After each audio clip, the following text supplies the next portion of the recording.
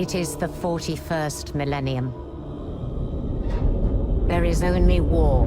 Hello everyone and welcome back to my channel, where I cover vampires, werewolves, and other supernatural creatures. It's finally time to look at the expansive universe of Warhammer 40,000. I will be mostly focusing on 40k, but I will briefly talk about Warhammer Fantasy. If you're not familiar with Warhammer 40k, it is a tabletop miniature war game produced by Games Workshop. It's set in a dystopian future universe plagued with war, heresy, Xenos threats, and chaos. It features many different factions including the Imperium of Man, Tau, Eldar, Orcs, Tyranids, my personal favorite Necron, and more. The game is known for its dark gothic themes, which is a perfect place for a vampire race to exist. Today we're going to look at the vampires and possible vampire races within the Warhammer 40,000 universe. Before we get into Warhammer, have you played Bloodlines Heroes of Lithos? Well, if you haven't, you're missing out, and they just so happen to be today's sponsor. It's absolutely free to play and takes place in a stunning 3D world of fantasy. The game is available on iOS and Android.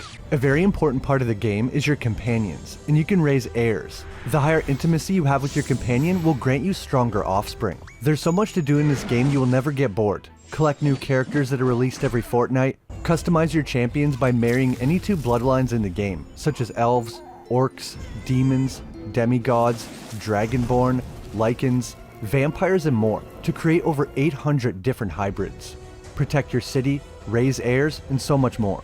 Download the game for free on Android and iOS. Use my link in the description below or scan the QR code if you're viewing on PC or your TV. By using my code, you'll get a special starter pack worth $20. Also, the first 30 players that leave their in-game UID as a reply to the pinned comment will receive a free legendary succubus champion, the Luxurant, one of the best mages to carry you in the game, and the Shoten, one of the best warriors as well. Download the game now and check out the official payment center and take advantage of the anniversary top-up event and get up to 20% off. Thanks again to Bloodlines Heroes of Lithos for sponsoring the video. Terror is for those who oppose us. We know no fear.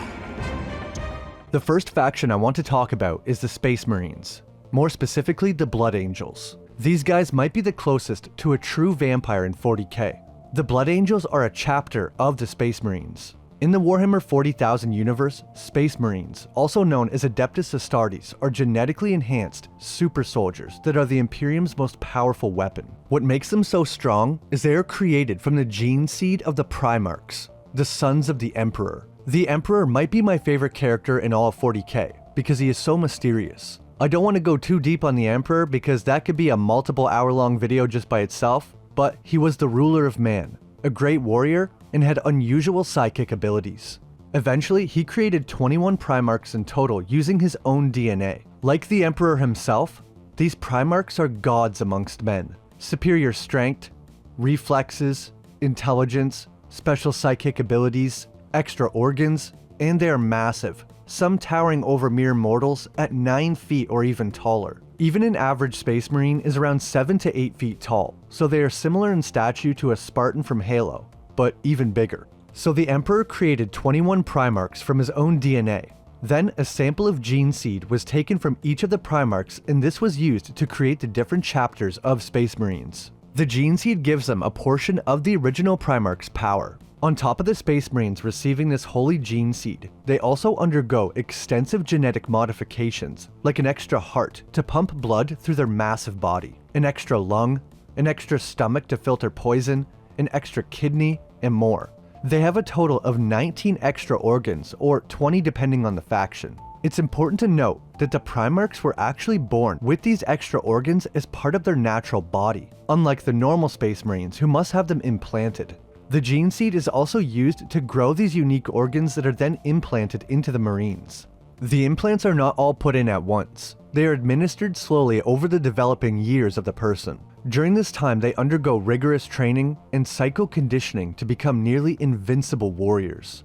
Kind of off topic, but the Sisters of Battle, or the Adeptus Sororitas, are one of my favorite factions for one reason. They do not get any of the gene seed or genetic modifications, yet they are known to be nearly invincible, surviving attacks that would blow a human to pieces without a single scratch, purely because of their faith in the Emperor. They say their faith is a stronger weapon than any steel, and if you've seen what they can do, you'd probably agree. Sorry, I had to throw that in because I may never get another chance to mention it. As for the Space Marines, their extra organs can perform many impressive feats. They have venom glands implanted that allows them to spit a corrosive venom on command that can blind someone. They can stay awake for extremely long periods of time because they can shut down different parts of their brain at a time. So they can basically let half of their brain sleep and use the other half and then switch back and forth, so they can stay awake basically forever. They have another ability that's especially important to the Blood Angels, and this ability is to gain information and memories from consuming flesh and blood. They have an implant that increases their sense of taste to such a level that they can identify almost anything by taste. A special implant that improves their hearing and makes them immune to becoming dizzy, and they can even focus in on different sounds. So basically, to summarize, because of their gene seed and these implants, they have an insanely long list of abilities, immunities, and more. Strength, speed, spitting venom, they're immune to poison, they can survive in different atmospheres, they can change the tone of their skin to survive radiation on certain planets. It's never ending. With pride, I wear the symbol of my chapter. Mutations and variations in the gene seed over millennia have led to the development of unique traits and abilities in different Space Marine chapters. These mutations influence each chapter's abilities, culture, and combat style. For example, Space Wolves possess heightened senses and act feral at times due to the Canis Helix gene seed. It's kind of similar to Vampire the Masquerade in that it all started with Cain, in this case the Emperor. Then he passed his abilities onto the Antediluvians. In Warhammer's case, the Primarchs. Then, the Primarchs created the different chapters of Space Marines with traits resembling their individual leaders. Now back to the Blood Angels. The Blood Angels were born from the Primarch Sanguinius, probably the coolest Primarch in my opinion, known for his angelic appearance and absolute nobility. He was even referred to as the Great Angel and the Brightest One. The name Sanguinius is obviously derived from the word sanguine, which is from the Latin word sanguis, which means blood or bloody, fitting since he is the leader of the Blood Angels.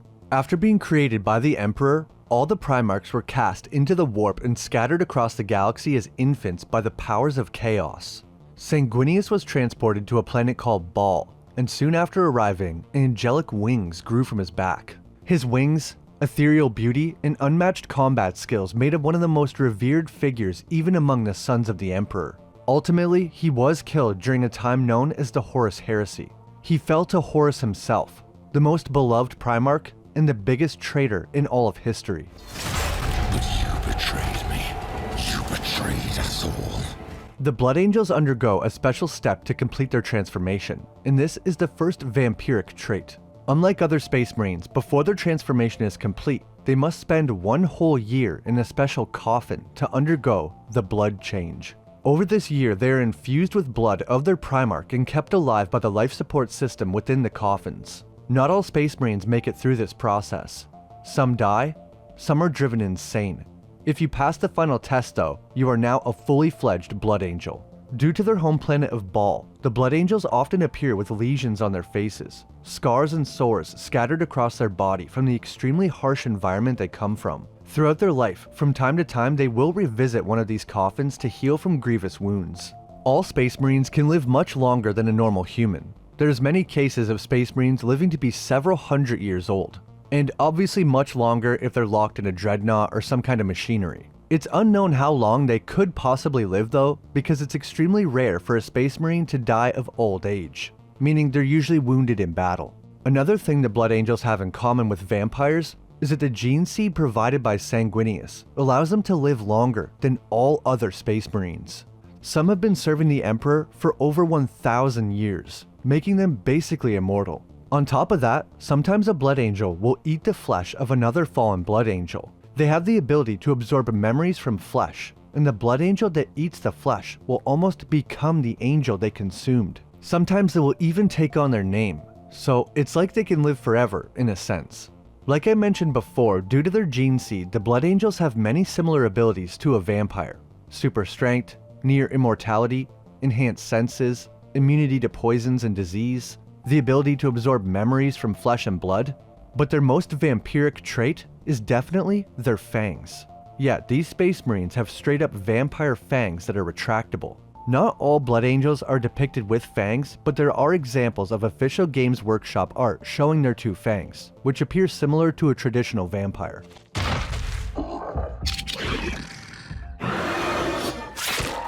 The blood angels are amazing warriors, gifted with extremely long life, but their gene seed has one major flaw, known as the red thirst and the black rage. When Sanguinius died, all of his children had to share in his pain. Since that day, all blood angels are plagued by the vision of their Primarch's final moments. They must drink blood in order to keep themselves sane and physically strong. It's said they will start to feel withdrawal-like symptoms if they don't feed. Some of the more bloodthirsty sub-legions of the angels, like the Flesh Terrors, will start killing each other to feed if they get too hungry. There is rare cases of some blood angels being able to survive without blood though. A blood angel named Dante is believed to be roughly 1500 years old, the oldest of any blood angel ever. Interestingly enough, he swore off feeding on living blood since he was a youth, so they don't actually need the blood to survive. It's more of an addiction. This is similar to some other vampire media. Although they don't need blood to live, it does seem to provide them with some physical benefits. Dante, at roughly the age of 1500, had not drank blood since his youth. He swore it off when he lost control and killed an entire village he was supposed to protect. It's stated that he feels all 1500 of those years and isn't as strong as he once was. But before an important battle, consumed some fresh blood and felt his strength and courage returning to him immediately. So they don't need blood, but it does enhance their abilities. Although most angels need the blood to function, they must be very careful. This is because if they overindulge in blood, it can lead to the red thirst. This is when an angel cannot handle their thirst for blood and go completely feral, drinking blood and eating flesh in a berserker-like state. Most of the Marines are able to use this to their advantage during battle because they become extremely strong while in this state. The angels walk a very fine line though, because the red thirst can lead to the black rage. The black rage is the worst fate for a blood angel. It's a state of absolute madness that starts slowly with dreams, visions of battles, and dead brothers that are from hundreds or even thousands of years ago. Some of these are memories from Sanguinius himself. It can take anywhere from days, or in rare cases decades, for the black rage to fully consume an angel.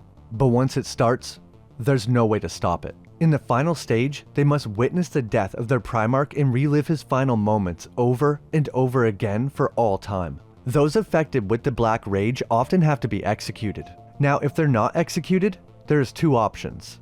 The first is they're made part of the Death Company. These doomed Marines are given black armor, with marks where Sanguinius was struck down to represent his death and sacrifice. The angels are usually going insane by this point and can barely be contained, let alone given specific orders. They are more or less let loose on the battlefield in a frenzy to tear apart the enemy. The only way the Blood Angels can maintain some semblance of control is by having a chaplain, aka a priest, performing a constant vigil. Once afflicted with the Black Rage, the Blood Angels want nothing more than to smite every enemy of the Emperor and consume their blood. They are also gifted with a small portion of their Primarch's power, making them insanely strong. This is possibly due to them being overcome by his memories, so they're able to tap into some of his power.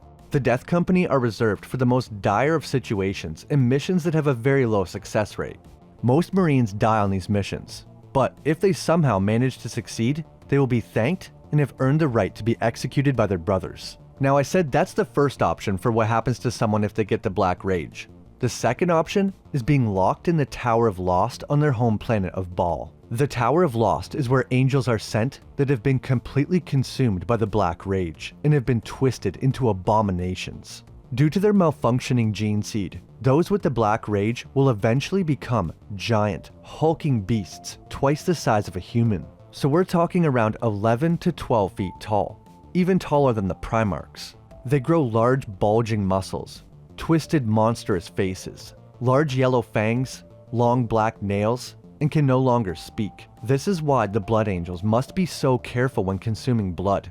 It can give you an increase in strength and zeal, but just a little too much and you go past a point of no return, destined to become a twisted monster, consumed with the visions of Sanguinius. Let the seas boil.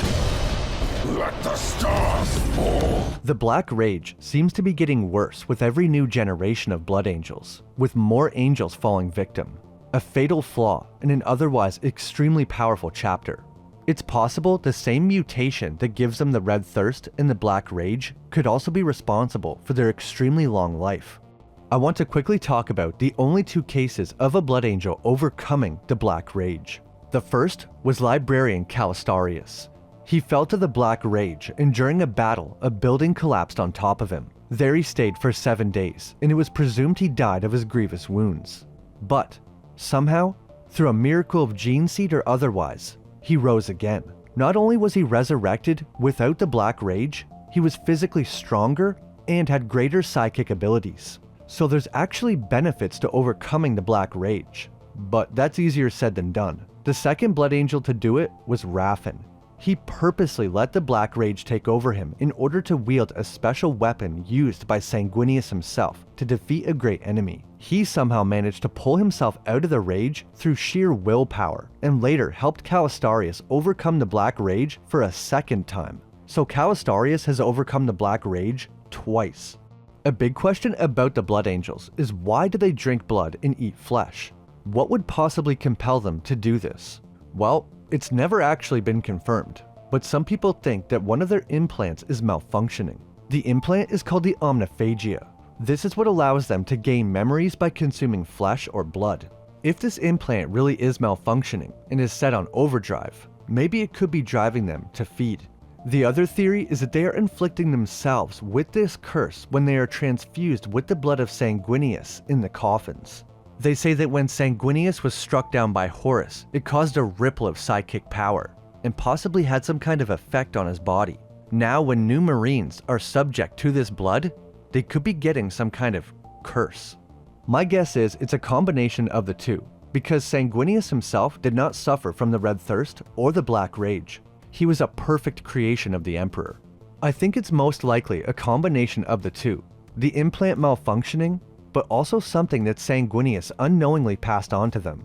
I think it's very possible that he was greatly affected and altered when he was struck down by Horus, which could have corrupted his blood, which the new Space Marines are then subjected to. The last thing I wanted to talk about in the relation to the Blood Angels is their Primarch Sanguinius and his angel-like appearance. So many times while looking at vampire content, the subject of religion and sometimes angels is referenced. Sometimes vampires are actual fallen angels. Other times they are descended from fallen angels, such as the Strain. So I find it interesting the Space Marine Legion with the most vampiric qualities would have basically an angel as their Primarch.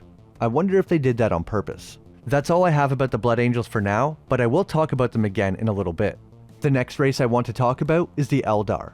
In my opinion, another faction that closely resembles vampires. We were born into the war in heaven. The war with no victors. Now, I said Eldar, but I'm really talking about the Dark Eldar, also known as the Drakari, a faction born from the fall of the ancient Eldar Empire, known for its incredible technological advancements and psychic abilities. The Eldar story begins with their endless pursuit of pleasure, which led to the creation of the chaos god Slaanesh. The birth of Slaanesh resulted in a cataclysmic event that took the souls of countless Eldar and created something called the Eye of Terror, a vast warp rift in space where reality meets the immaterium. The immaterium, also known as the warp, is hard to describe, but it's basically another dimension that is a reflection of all living things, their beliefs, fears, etc. The warp can be traveled through, and this saves a lot of time. It's faster than traveling at light speed, but it's extremely dangerous. You can basically find a warp rift, go inside, be there for not that long, and then pop out on the other side of the galaxy. The Eye of Terror is like a massive rip between these two dimensions where things can pass through. In order for the Eldar to escape this annihilation, a faction of the Eldar retreated into the Webway, an intricate labyrinth of alternate dimensions and pathways. The Webway actually allows the Eldar to travel as fast as warp travel, but with none of the danger. Inside this Webway is where they crafted their homeworld, Camorra. These Eldar would then become the Dark Eldar. Unlike any conventional planet, Camorra is a sprawling, nightmarish metropolis existing within the Webway itself. It's like a labyrinth filled with spires and dark corridors. It is a place where only the strong survive. and the weak are either consumed or enslaved. I can't help but think of the Hell dimension where the Cenobites are from. Now that I think of it, the Dark Eldar have a lot in common with them. They'd probably fit right in Camorra. The Dark Eldar are a sight to behold. They're both beautiful and terrifying, similar to the description of a lot of vampires. They possess the same elegant and slender appearance of the original Eldar, but with an added sinister aura. Their appearance could be described as similar to an elf. Their skin is often pale, and their black armor is covered with spikes. Aside from their looks, their abilities are also very similar to a vampire, and always have me making the comparison in my head. I've always believed if any race would make good vampires, it's the Dark Eldar. In terms of abilities, the Dark Eldar are extremely agile and most importantly, fast. The Blood Angels and other Space Marines are not gifted with any kind of super speed. They're probably faster than a human, but not like a vampire. Dark Eldar, on the other hand, they can move so fast they resemble a blur. So fast that even a Space Marine with their enhanced genetics and technology will have a hard time tracking a moving Dark Eldar. They also have reflexes that far surpass those of humans.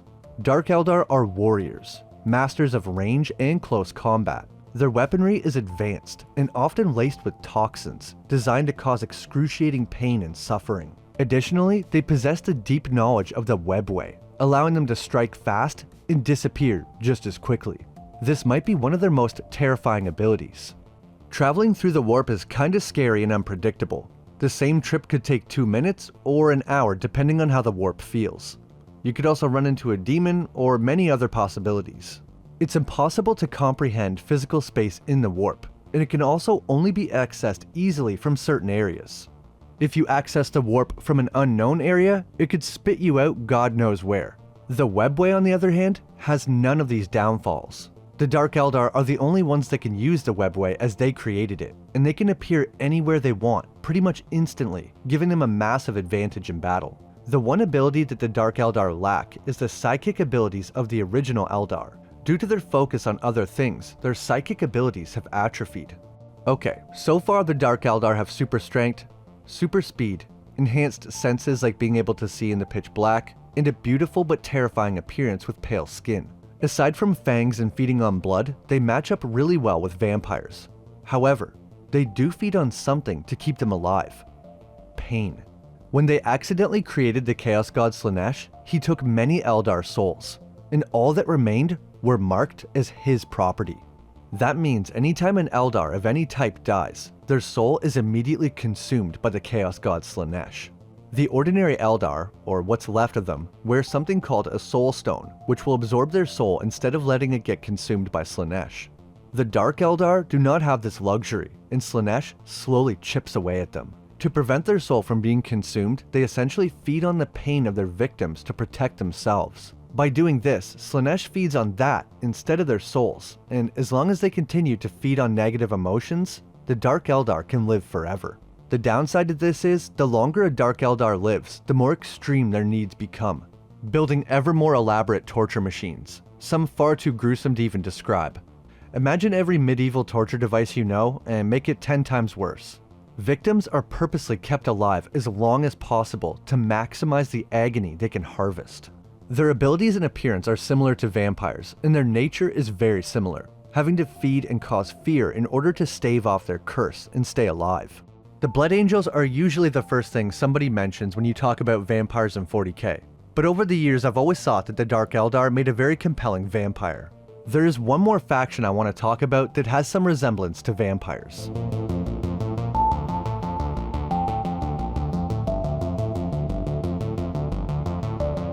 I'm sure somebody would be upset if I didn't mention them, so now it's time to talk about the Night Lords. They're one of the original Space Marine legions and one of the 9 traitor legions that went against the Emperor. They're what's known as a Chaos Space Marine, aka an evil Space Marine. Their Primarch, Conrad Kurz, also known as Night Haunter, was found on the planet Nostromo, a world shrouded in darkness and overflowing with crime, corruption, and murder.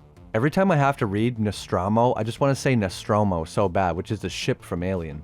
Kurz was a figure of terror, even before he was found by the Emperor. He took it upon himself to cleanse Nostromo of its criminal activity through absolute fear. His methods were brutal and downright scary. Public executions, torture, and outright scaring people were his favorite tools. What's weird is their Primarch, Conrad Kurz, was gifted with prophetic visions, though these visions were often dark and foreboding, kind of the opposite of Sanguinius, who would also see visions of the future, but not always in a dark way. This ability allowed Kurz to foresee the fall of the Imperium and his own demise, which only quickened his descent into madness. Now, the number one thing about the Night Lords that makes me think of vampires is their iconic bat-like imagery, which is tied to their origin and their Primarch. On Nostromo, bats were a common sight, emerging from the darkness of the planet's perpetual night. So, Kurz adopted the bat as his symbol. This imagery is reflected in their art and armor. The Night Lords often wear helmets with bat-like wings, which has always been one of my favorite Space Marine helmets. They also decorate their armor with motifs of skulls, wings, and other symbols of death and fear. They definitely have the most vampiric or gothic looking armor. If only the Blood Angels had this armor, they'd be the ultimate vampires. I want to talk about the Horus Heresy again for a minute, because I think it ties the three factions we've talked about together nicely. So, the Primarch Horus began the Horus Heresy and wanted to overthrow the Emperor. 9 other Marine chapters joined him, including the Night Lords. Like I said in the beginning of the video, Horus was the one who killed Sanguinius, the leader of the Blood Angels. Some believe the damage Sanguinius did to Horus's armor is what allowed the Emperor to defeat Horus. So Sanguinius didn't die for nothing. He sacrificed himself to help the Emperor. Once Horus was defeated, the Night Lords couldn't really stick around, so they retreated into the Eye of Terror, the rip in reality accidentally created by the Eldar. Those who are not heretics would have a hard time getting close to the Eye of Terror without being killed by unholy creations of chaos in the warp. However, if you are corrupted like the Night Lords, you will have a much easier time. You might even be welcomed with open arms.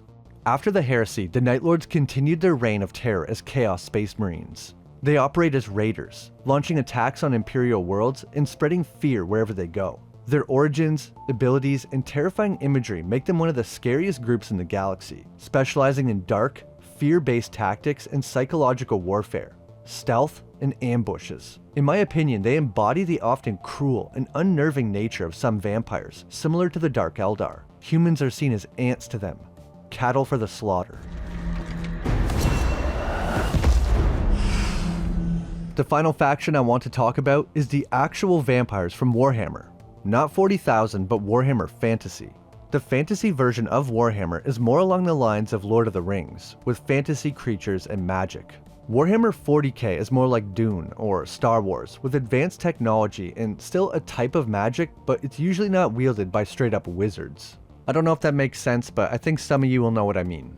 The vampires from Warhammer Fantasy are immortal creatures that feed on blood to survive. These vampires are former mortal men or women turned by another of their kind. To make a long story short, the species was born through magic and Sphinx venom. A king from many centuries ago became obsessed with death and stopping it. He eventually learned a form of sorcery that allowed him to reap souls and then use this power to cast his own spells. He used this magic to create a powerful elixir that made him immortal. He eventually became king, and him and his immortal members of government built the biggest pyramid known to man. They also became quite corrupt. Eventually, a woman named Neferata was given the elixir, but also later poisoned with Sphinx venom. She almost died, but someone was able to use magic in his own blood to bring her back to life. When she arose, she was the first vampire. The Sphinx is a strange amalgamation of creatures, and a pretty cool origin for a vampire species. These vampires appear beautiful, but this is an illusion. They are actually rotting corpses being held together by a dark magic. By feeding on blood, it sustains their immortality, strength, sanity, and their appearance. If a vampire stops feeding on blood, their true form is revealed. They devolve into a hideous, zombie-like creature. When a vampire is turned, they retain most of their personality and intelligence, so they are a very dangerous breed. Young vampires have a hard time controlling their bloodlust.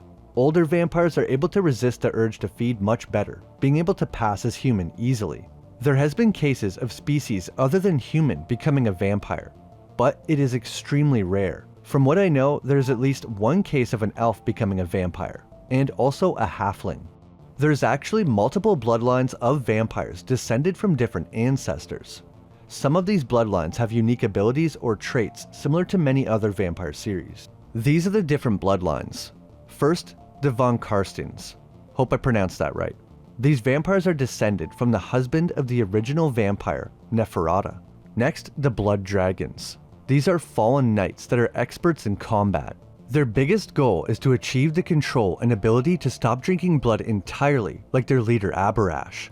This reminds me of the Banu Hakim from the Vampire Masquerade. Their leader achieved something called Golconda, which allowed him to beat the thirst and have a perfect balance between human and vampire nature. I see a lot of similarities between Warhammer and Vampire the Masquerade. Maybe I'm crazy. Lamians is a bloodline of vampires that is almost entirely female. This bloodline is descended from the original vampire, Neferata. They are extremely seductive vampires and use this along with their extremely powerful magical charm to influence anyone they want. What they can achieve without ever going into battle is terrifying. Next, the Necrarch. That's a weird word to say. These vampires appear old and weathered. This makes them weaker in physical combat. However, their magical abilities are much greater. Although they are weak for a vampire, they would still be stronger than 99% of humans, so it's not really that big of a deal. They are known for conjuring armies of undead to fight on their behalf, including zombie dragons. The final bloodline is the Strigoi. They are similar to the Necrarch in that they are monstrous. The difference is, they are not frail and weak. They are hulking and heavy built. They are also the most feral of the bloodlines. Strigoi don't have much in the way of intelligence and are very unpredictable. Most abilities are common to all bloodlines, but there are a few that are specific to one or two. They have many abilities, but a few of my favorites are Summon Ghouls, Summon Creatures of the Night, Flight, Night Vision, Necromancy, Bat Form, Mist Form, Psychic Drain, and many more. Since these vampires come from a tabletop game, like Vampire the Masquerade, the list of abilities is like 100. And some are really strange. These vampires grow stronger with age, and considering they're immortal, as long as they continue to feed, their power is limitless. As for weaknesses, they share many of them with traditional vampires, but have quite a few more. They need to be invited into a home. Counting. Yeah, counting is a weakness. Apparently these vampires feel a compelling urge to count small objects when there's enough of them around. So basically these vampires are like the Count from Sesame Street. That's gotta be the joke, right? Anyway, they're also weak to Demon's Root and Witchbane, Fire, Garlic, Gromril, which is a dwarven plant, Elven Steel, Religious Symbols, Holy Books, Sawdust, Silver, Stake to the Heart, Sunlight, the Tears of an Innocent Person, which is why they usually only feed on lowlives and criminals, Warpstone, Running Water.